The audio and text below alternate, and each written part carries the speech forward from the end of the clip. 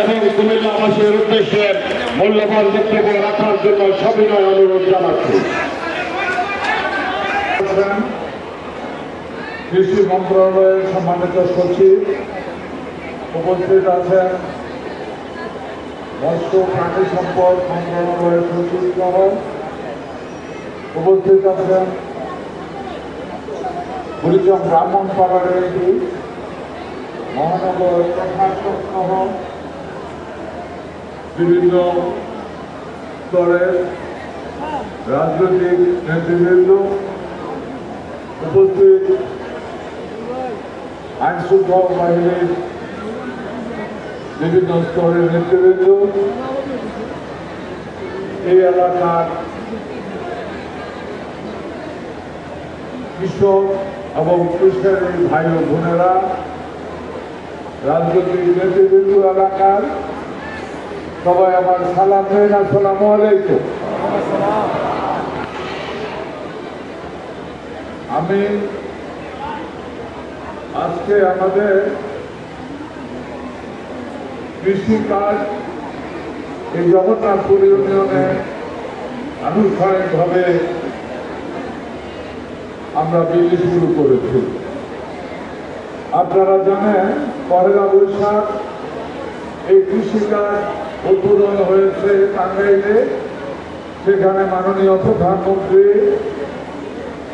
এটা উদ্বোধন করেছে। আমি বক্তব্যের শুরুতে শ্রদ্ধার সাথে স্মরণ করছি শহীদ প্রেসিডেন্ট জিয়াউর রহমান, যিনি বাংলাদেশের স্বাধীনতা ঘোষণা করেছিলেন, যিনি ছিলেন সত্যিকারে একজন কৃষি প্রেমী মানুষ। এখানে অনেক মুরব্বীরা আছেন। এই সোনাঝুরি খাল এবং ডাকাতিয়া খালে আমিও এখানে ছিলাম। আমি শ্রদ্ধার সাথে স্মরণ করছি দেশনেত্রী বেগম খালেদা জিয়াকে। তিনবারের প্রধানমন্ত্রী ছিলেন বেগম খালেদা জিয়া। প্রথম বাংলাদেশে কৃষি ঋণ মকুব করেছিল, মনে আছে আপনাদের? প্রথম কৃষি ঋণ মকুব করেছিল বেগম খালেদা জিয়া। প্রথম কৃষি বা সারে ভর্তুকি শুরু করেছিল বেগম খালেদা জিয়া। আজকে মরহুম জিয়াউর রহমান, মরহুমা বেগম খালেদা জিয়ার সুযোগ্য সন্তান বাংলাদেশের মাননীয় প্রধানমন্ত্রী। উনি ক্ষমতায় এসে যে কয়টা কাজ শুরু করেছিলেন, এর ভিতরে সারা বাংলাদেশে 10,000 টাকা করে কৃষি লোক মওকুফ করেছে, 12 লক্ষ লোক উপকৃত হয়েছে। শুধু তাই নয়, আগামী দিনে কৃষক যেন সত্যিকার অর্থে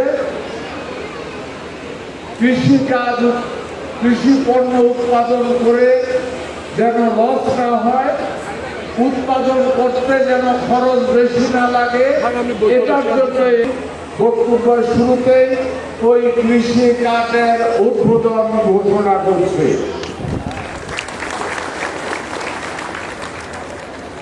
সুতরাং আপনারা এখানে যে আছেন ওই প্রক্রিয়ার সাথে জড়িত, এক্ষুনি ব্যাংকের জানিয়ে দেন কৃষি কার্ডের অর্থ যেন আমি আগামী 4 মিনিটের মধ্যে এই এলাকার কৃষি কার্ডে এসে গেছে, যাতে শুনতে চাই।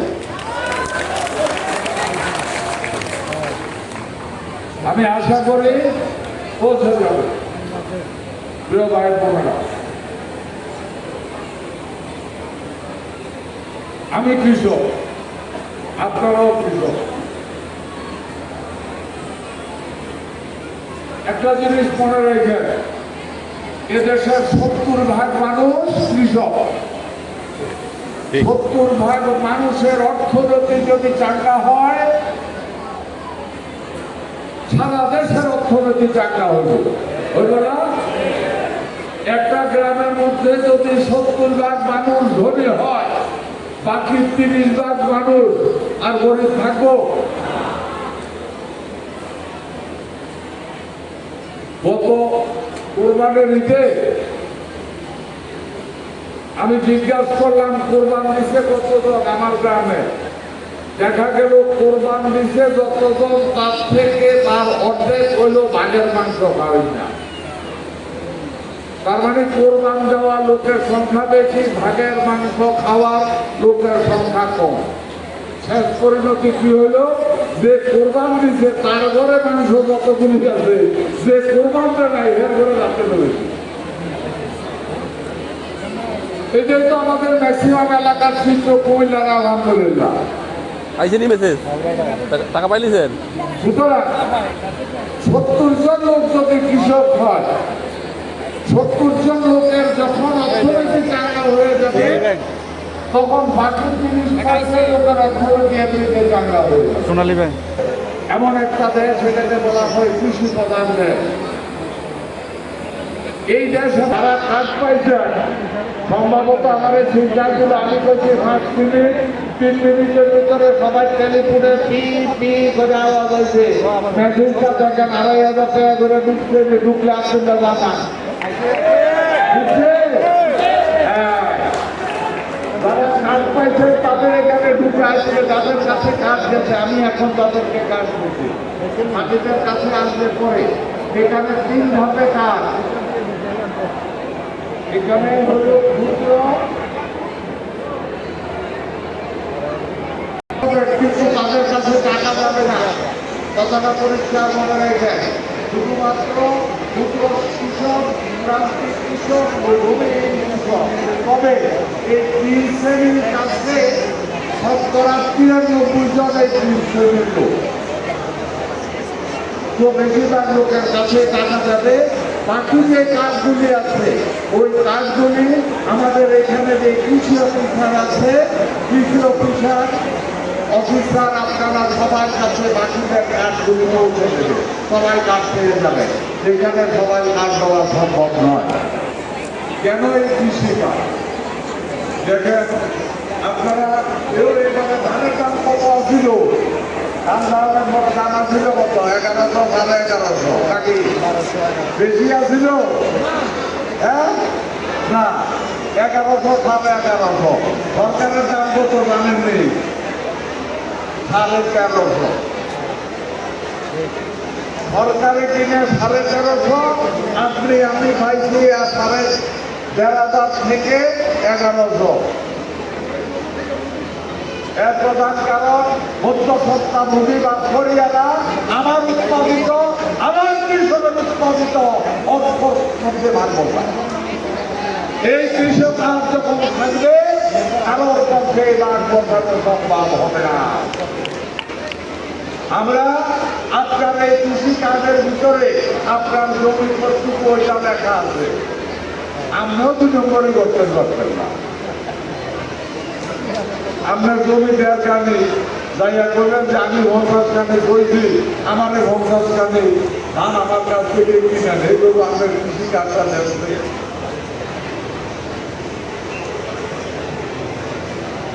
এক কথায় উৎপাদিত পণ্য উৎপাদন করাকালীন যেই সমস্ত জিনিসের প্রয়োজন হয়, সার, বীজ, পেস্টিসাইড, বিভিন্ন মেশিনারি, ওইগুলি ন্যায্য মূল্যে এই কৃষি কাজের মাধ্যমে আপনারা পাবেন।